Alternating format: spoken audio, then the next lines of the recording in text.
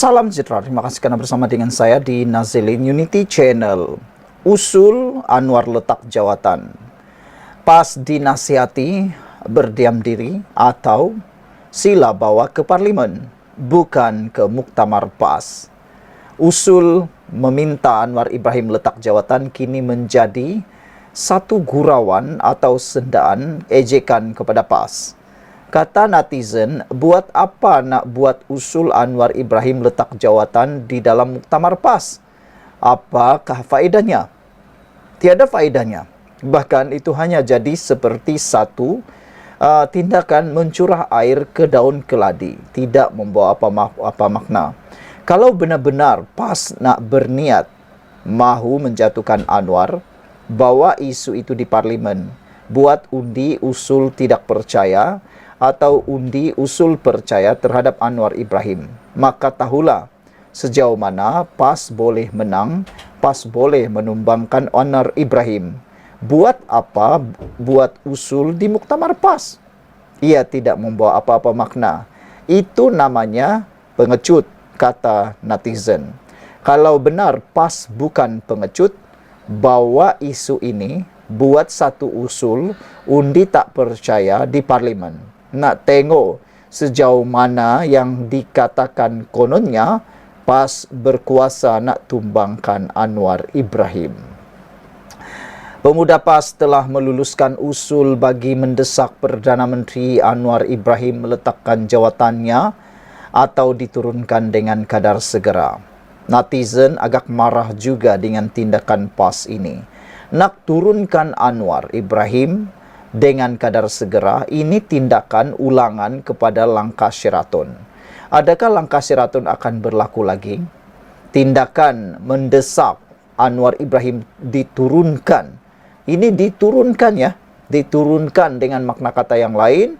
Ada tindakan yang mungkin mau dibuat lagi secara paksaan ataupun secara tebuk atap atau tebuk dinding atau melalui pintu belakang. Tindakan ini tidak membawa apa-apa makna keuntungan kepada rakyat Malaysia. Ini hanya merugikan kestabilan politik dan ekonomi Malaysia. Sekarang ini ekonomi Malaysia dah mula stabil kerana politik Malaysia yang sudah mula stabil. Jadi kenapa nak diganggu lagi dengan politik yang tidak stabil?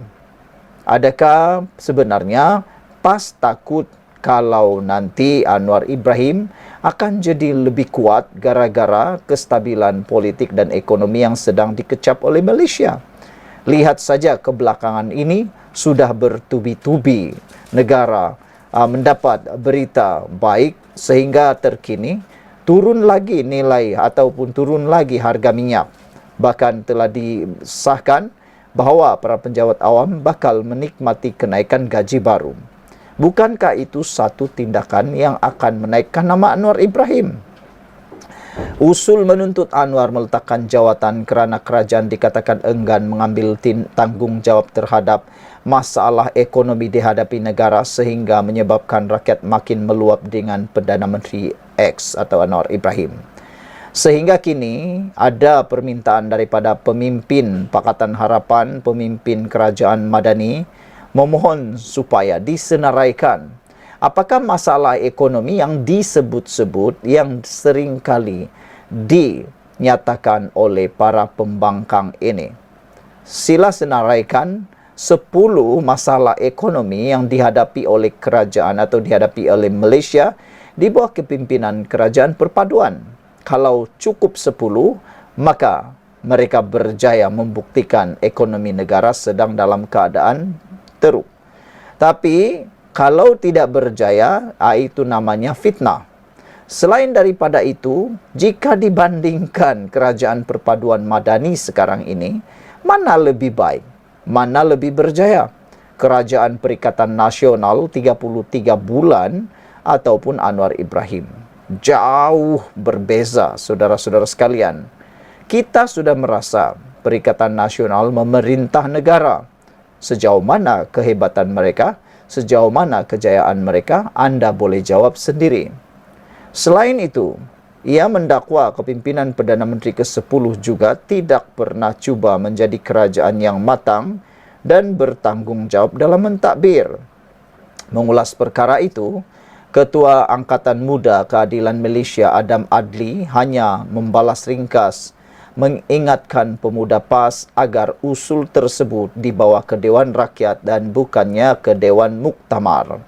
Sheikh, usul letak jawatan kena bawa ke Dewan Rakyat, bukan Dewan Pemuda. Siapnya sinis membalas satu laporan berita mengenai usul peletakan jawatan Perdana Menteri. Sebulan selepas Anwar memegang Putrajaya, iaitu pada Disember tahun 2022, beliau telah membawa usul percaya ke Parlimen. Hasilnya, ahli Parlimen Tambun itu memperoleh sokongan majoriti sebagai Perdana Menteri yang ke-10, memalukan Perikatan Nasional Pembangkang. Awal tahun ini, Perdana Menteri secara terbuka mencabar pembangkang untuk membawa usul tidak percaya jika mahu menumbangkan kerajaan. Peluang membentang usul tidak percaya telah diberi sejak setahun lalu, namun tiada sebarang langkah yang dibuat. Ada netizen, penganalisis politik dan pengulas politik kata, PAS sebenarnya pengecut. PAS hanya berani cakap di luar tapi tak berani cakap di dalam Dewan Rakyat, kata mereka. Apabila pendapat anda? Sekian dulu untuk kali ini. Jangan lupa tinggalkan komen anda. Salam sejahtera, terima kasih kerana bersama dengan saya di Nazilin Unity Channel. Pemuda PAS, jantan tak cukup sifat, kata Razlan. Seorang ahli Majlis Kerja Tertinggi MKT UMNO hari ini tampil mempertahankan Perdana Menteri Anwar Ibrahim yang dikecam dan didesak supaya meletakkan jawatan semasa mesyuarat Muktamar Pemuda PAS di Kerdau Temerloh semalam. Bagi Razlan Rafi, usul yang diluluskan oleh pemuda PAS yang mahu Anwar berundur umpama jantan tak cukup sifat. Katanya, pemuda PAS ibarat pendekar yang gemar memukul curi dalam beradu kekuatan dan hanya ingin menang secara percuma. Jika sifat seorang pemuda gagah berpencak silat, atur langkahnya pasti garang seperti seorang panglima tanpa ada gerakan sumbang menanti lawan menyerang. Tetapi pemuda PAS yang satu ni pun teringin beradu kekuatan malangnya, gemar memukul curi dari belakang tak kala lawannya sibuk mempersembahkan gerak bunga. Pemuda jenis nak menang percuma tanpa berjuang lebih ini memang wujud dalam masyarakat kita hari ini, katanya lagi. Jika berucap di hadapan pentas, habis semua ayat pendekar 7 lapis langit diucapkan, beserta dalil, turut dipetiknya umpama jika dihimpunkan satu kampung boleh ditewaskan. Tetapi apabila turun ke gelanggang, hilang semua langkah silap dan bunyi jantannya. Hanya cacian serta makian dihamburkan berulang kali, sambil batu-batu kecil dijadikan senjatanya dilempar ke arah lawan tanpa ada pertembungan sentuhan fizikal. Begitulah jantan tak cukup sifat, katanya dalam kenyataan hari ini. Semalam, pemuda PAS meluluskan usul bagi mendesak Anwar meletakkan jawatannya atau diturunkan dengan kadar segera. Usul tersebut dibawa dan dibentangkan perwakilan pemuda PAS kawasan Tambun Abdul Abidi Muhammad Maznan yang kemudiannya dibahas dan diluluskan dengan sebulat suara. Jelasnya lagi, sudah cukup tempo selama 2 tahun diberikan kepada kepimpinan Anwar untuk melaksanakan dasar dan janji yang selama ini mereka laungkan. Namun setakat ini satu persatu janji manis dilanggar. Bukan itu saja, kepimpinan X, Perdana Menteri X tidak pernah cuba menjadi kerajaan yang matang dan bertanggung jawab dalam mentadbir, kata pemuda PAS. Sifat kepura-puraan dalam mentadbir serta keengganan mengambil tanggungjawab terhadap masalah ekonomi dihadapi negara menyebabkan rakyat makin meluat dengan pentadbiran PMX, kata pemuda PAS dalam Muktamar Pemuda PAS itu. Mengulas lanjut, Razlan berkata, Pemuda PAS tidak perlu membuat gesaan sebulat suara menuntut Anwar meletakkan jawatan kerana 4 sebab yang dibentangkan semalam hanyalah bersifat politik. Yakinlah bahawasanya Perdana Menteri ke-10 bersama Jemaah Menteri sedang melaksanakan amanah dan tanggungjawab memacu negara ke satu keadaan ekonomi yang stabil dan lebih berdaya saing. Pemuda PAS wajar merenung dan ingat kembali ketika zaman pemerintahan Perikatan Nasional sebelum ini. Kepimpinan ketika itu yang turut dianggotai PAS amat cerca merba. Dewan Rakyat diisytiharkan darurat politik, tidak dibenarkan bersidang maupun meluluskan sebarang peruntukan tertentu ketika pandemik COVID-19. Ditambah lagi dengan nasib rakyat ibarat telur di hujung tanduk. Namun berkat usaha pelbagai gerakan bersama daripada rakyat di bawah telah menyelamatkan mereka yang mengibarkan kain putih di kediaman ketika itu berjaya mewujudkan suasana kita jaga kita, katanya. Tambahnya, kerajaan pada waktu itu, masa itu wujud namun hanya boleh dilihat melalui kaca televisyen sambil mengumumkan pelbagai jenis perintah kawalan pergerakan terhadap rakyat. Di mana suara PAS ketika itu, terutamanya pemuda PAS? Kami faham sekiranya pemuda PAS terlalu walak dan tidak mau bersuara disebabkan hal tertentu sehingga nyawa rakyat menjadi taruhan kerana bantuan disampaikan untuk yang terpilih. Ibarat ayam betina cuba berkokok di dalam reban sendiri, anak-anak ayam juga turut cuba ikut berkokok tapi lain bunyinya. Seharusnya hari ini pemimpin PAS semakin menunjukkan sifat matang mereka memimpin anak-anak muda di dalam parti mereka, katanya lagi. Pemuda PAS jantan tak cukup sifat. Sekian dulu untuk kali ini. Jangan lupa tinggalkan komen Anda. Salam sejahtera, terima kasih kerana bersama dengan saya di Nazilin Unity Channel. Anwar akhirnya perlihadi. Dia seorang saja yang kuat. Perdana Menteri Anwar Ibrahim menyindir Presiden PAS Abdul Hadi Awang yang mendakwa pimpinan Melayu Islam dalam kerajaan sebagai lemah hingga menyebabkan orang bukan Islam naik kepala. Tak apalah, kata Anwar Ibrahim, dia seorang saja kuat. Kata Anwar ringkas kepada pemberita selepas solat Jumaat di kampung Desa Putra, Sungai Merab, Kajang sebentar tadi. Dakwah Hadi, pemimpin Melayu Islam dalam kerajaan, mereka tiada keupayaan menyebabkan Islam tiada kehebatan. Sehingga kita saksikan berlakunya isu-isu yang sangat mendukacitakan. Kata Hadi, isu-isu orang bukan Islam berani bercakap etek Islam, berani bercakap perkara orang Islam. Yang mutakhir ialah isu murtad, halal dan haram. Tuduh Hadi ketika menyampaikan amanat sempena Muktamar Pemuda PAS ke-65 di Kerdau Temerloh semalam.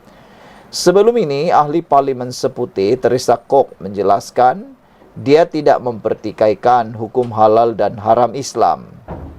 Katanya, dia membantah cadangan Menteri di Jabatan Perdana Menteri Hal Ehwal Agama Muhammad Naim Mokhtar untuk mewajibkan semua premis makanan yang tidak menyajikan daging babi atau alkohol mendapatkan sijil halal. Teresa berkata, cadangan itu akan membebankan kos perniagaan, termasuk peniaga kecil dan penjajah Melayu, serta boleh menjejaskan imej Malaysia di peringkat antarabangsa.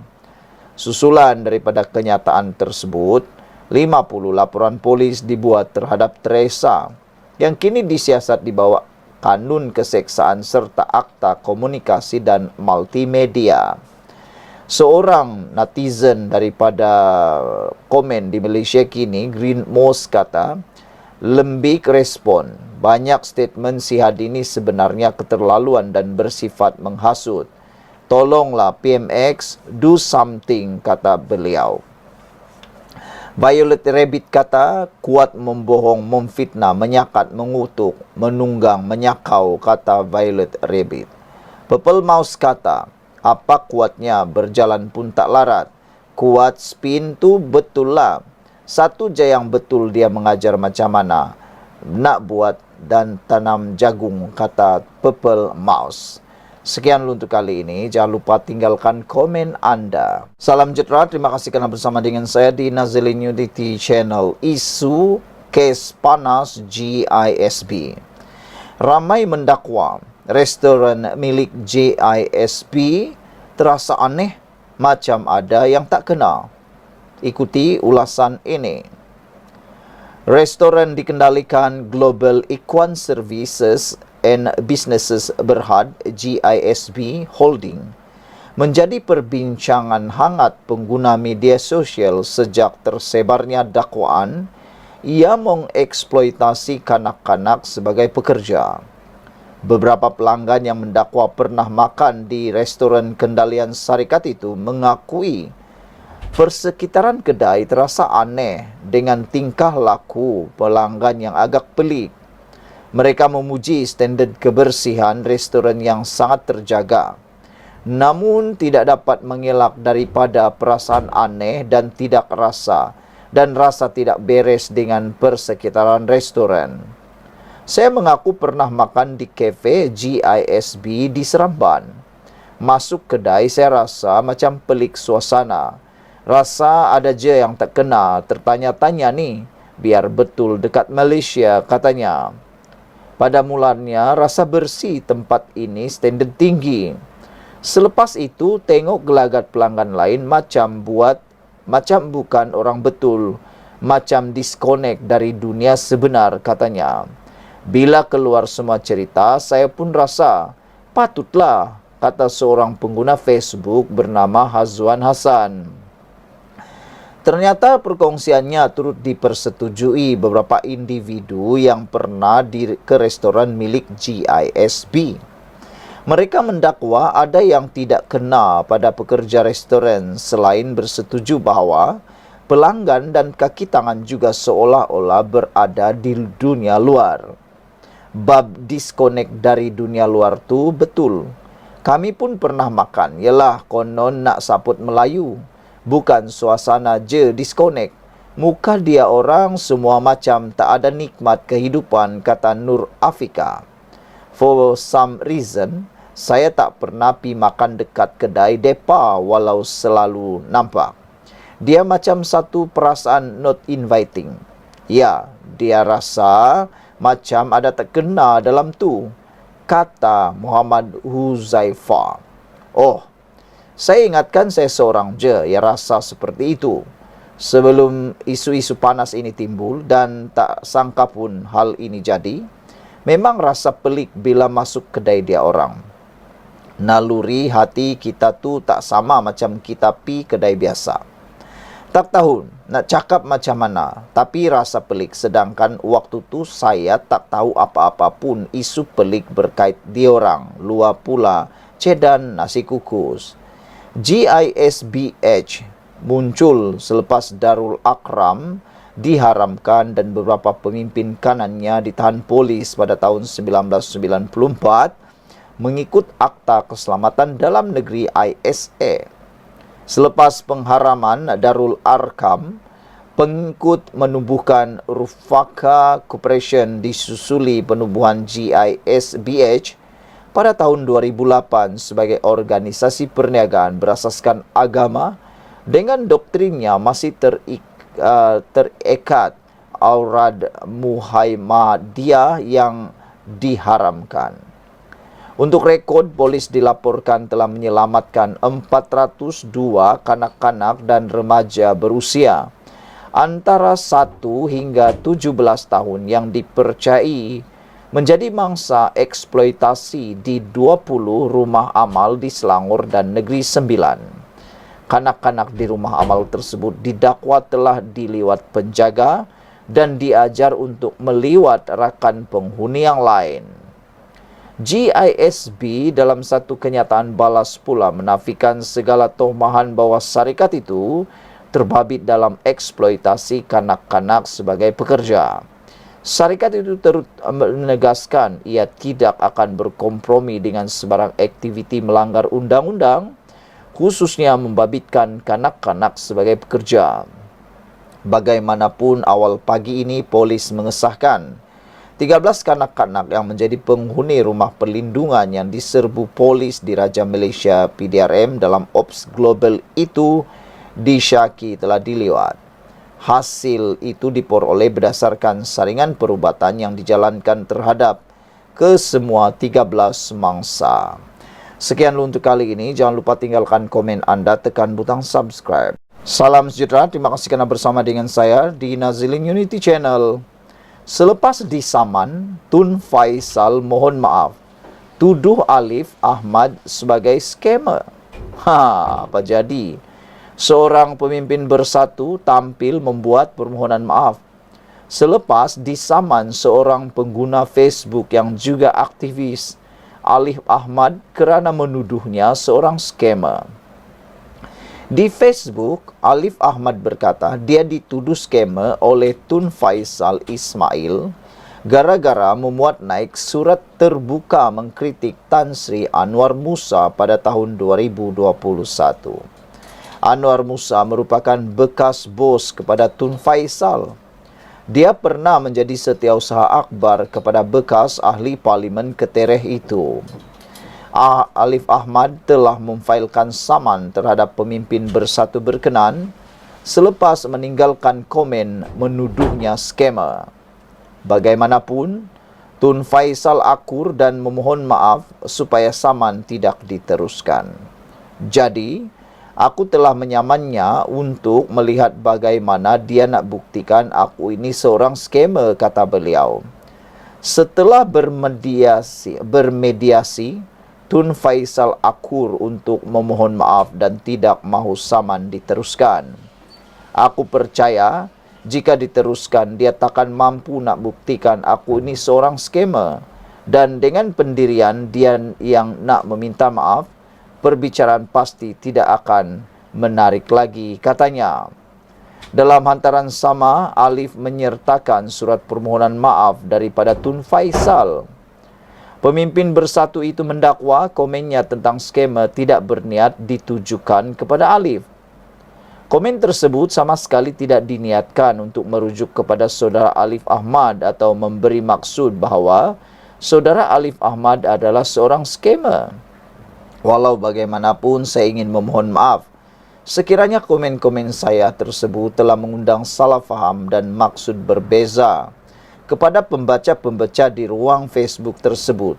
Sejujurnya saya tidak berniat sedemikian, katanya.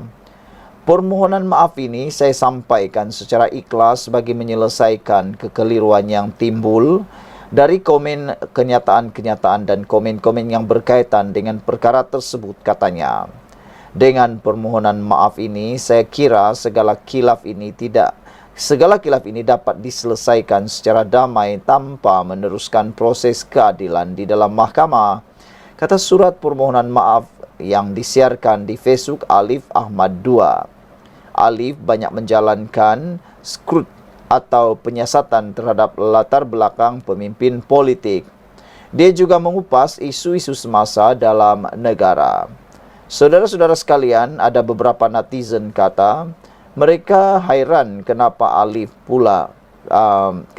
seperti sudah mula berlembut. Kata mereka, tidak perlu terima permohonan maaf itu, kata mereka. Biar jadi pengajaran kepada Tun Faisal selepas beliau mengaku dan telah memohon maaf. Kata netizen, itulah sebabnya ramai orang yang terus-menerus membuat fitnah. Kenapa? Sebab bila mohon maaf, tidak lagi diteruskan saman. Ramai netizen kata lebih baik diberi pengajaran di saman saja. Apalagi kalau sudah terbukti mereka bersalah memfitnah. Itu lebih mudah, kata mereka. Apapun komen anda, sila tinggalkan komen anda, tekan butang subscribe. Selamat petang, salam sejahtera. Terima kasih kerana bersama dengan saya di Nazilin Unity Channel. Mengaitkan bala Allah dengan DAP, ini satu tindakan yang melampau, habis modal politik daripada PAS. Pemimpin DAP, Syarizan dan Rara akhirnya tampil sekolahkan pemimpin PAS cukup kau-kau. Dua pemimpin DAP menemplak perwakilan pemuda PAS kawasan Machang. Muhammad Syarif Muhammad Azhari yang tiba-tiba mengaitkan kejahatan DAP sebagai punca datangnya bala Allah di Masjid India. Muhammad Syarif mentafsir kejadian lubang benam berhampiran Masjid India Kuala Lumpur baru-baru ini sebagai tanda bala dari Allah. Ahli Parlimen Bangi Saridan Johan menemplak kenyataan itu menyifatkan ia sudah melampaui batas. Beliau menegaskan, tidak patut mana-mana pihak mengambil kesempatan ke atas tragedi lubang benam atau mana-mana musibah yang menyerang seturut politik mereka. Sebagai ahli politik muda, katanya sepatutnya perwakilan tersebut membawa politik baharu untuk bersaing dengan sehat dan memainkan peranan semak dan imbang terhadap kerajaan. Malangnya, PAS sekali lagi membuktikan bahawa mereka masih terperangkap dengan polemik dan retorik politik lapuk dan melampau, katanya menerusi X. Sementara itu, ahli Parlimen Bentong Yong Safura mendesak Muhammad Syarif menarik balik kenyataan itu dan membuat permohonan maaf atas ucapan tidak bertanggungjawab. Beliau berpandangan mengaitkan tragedi lubang benam dengan perbuatan DAP adalah kenyataan berniat jahat yang cuba menimbulkan fitnah dan sangkaan buruk terhadap sesuatu yang bukan di bawah pengetahuan mereka. Adalah tidak munasabah mengaitkan bencana dengan bala Allah yang hanya dalam pengetahuan yang Maha Esa. Serahkan urusan Tuhan kepada Tuhan. Kita tidak berhak membuat penghakiman yang sembrono seperti ini, kata beliau. Saya minta saudara Syarif untuk meminta maaf dan menarik balik kenyataan tersebut, katanya lagi.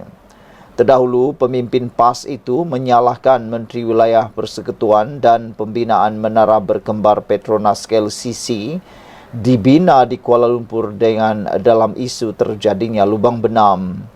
Dia bagaimanapun tidak menyebut menteri mana yang dimaksudkan dalam kenyataannya. Namun, KLCC dibina ketika Tun Dr. Mahathir Mohamad menjadi Perdana Menteri keempat. Dia juga secara tiba-tiba mengaitkan kejadian itu sebagai satu bala sekiranya tidak disekat kejahatan DAP. DAP ini jahat, kata beliau, buat kerja jahat dan kita biarkan dan kita kena sebut perkara ini, katanya seperti dilapor media tempatan. Adalah tidak adil menyerang pemimpin-pemimpin seperti ini. Sehingga salah seorang daripada pemimpin yang ada di Malaysia juga mengatakan bahawa kalau mereka cuba mengaitkan perkara itu dengan bala Allah, bolehkah menganggap banjir besar di Kelantan juga sebagai bala Allah? Menurut Menteri Wilayah Persekutuan di Jabatan Perdana Menteri Wilayah Persekutuan Dr. Zaliha, apa yang berlaku, kata beliau, adakah wajar untuk kita katakan banjir besar yang pernah melanda Kelantan suatu ketika dahulu adalah bala yang Allah turunkan atas kesalahan mungkin beberapa pemimpin PAS Kelantan? Jika musibah berlaku terhadap diri sendiri atau negeri yang diperintah PAS, maka ia dikatakan ujian. Tetapi jika musibah di negeri selainnya, dikatakan bala pula. Sekian dulu untuk kali ini. Kita jumpa lagi, tinggalkan komen Anda. Selamat petang, salam sejahtera. Terima kasih karena bersama dengan saya di Nazilin Unity Channel. Hari ini kita digemparkan sekali lagi dengan kenyataan balas daripada parti kerajaan. Apabila beberapa pemimpin daripada PAS mengaitkan isu pasir jerlus yang berlaku di Kuala Lumpur sebagai bala daripada Allah. Ini jawapan balas daripada parti kerajaan. Bolehkah anggap banjir besar di Kelantan juga sebagai bala Allah? Itu persoalan yang dibalas semula kepada kepimpinan PAS di Kelantan. Merujuk kepada banjir besar zaman Nabi Nuh, Menteri di Jabatan Perdana Menteri Wilayah Persekutuan Dr. Zaliha Mustafa menyoal jika sesuai untuk menggambarkan banjir di Kelantan sebagai bala Tuhan juga. Surah kabut yang dipetik pemuda PAS tersebut itu pun penuh dengan kisah yang pelbagai. Di antaranya kisah banjir besar di zaman Nabi Nuh.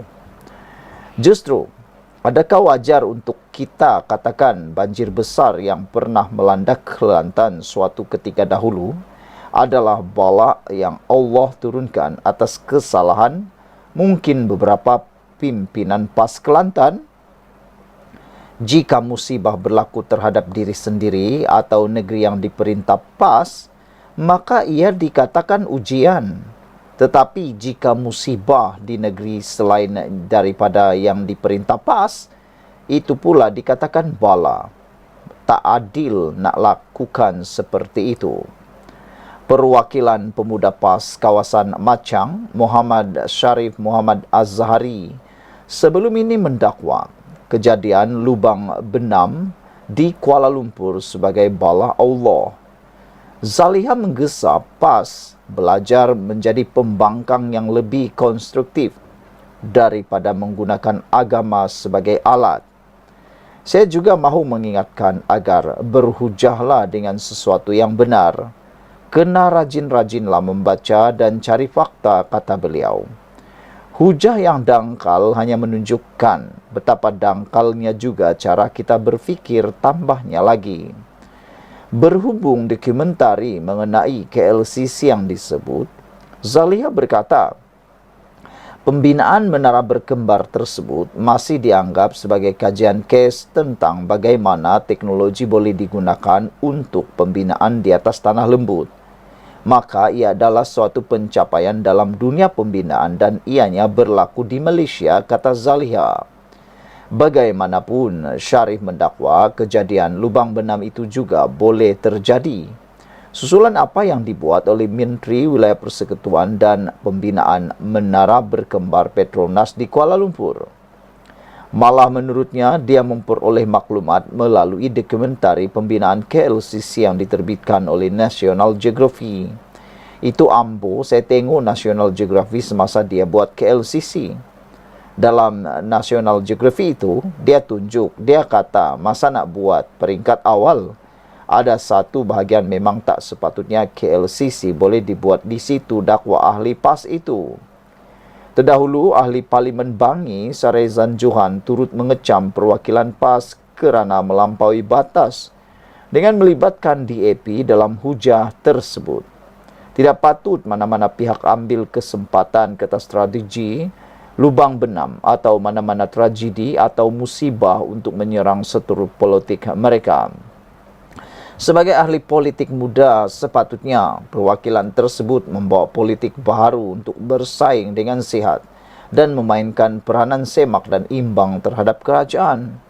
Malangnya PAS sekali lagi membuktikan bahawa mereka masih terperangkap dengan polemik dan retorik politik lapuk yang melampau, katanya dalam hantaran di X. Sarizan mengulas perwakilan PAS yang menuduh kejahatan DAP perlu dibendung. Bolehkah menganggap banjir besar di Kelantan sebagai bala Allah?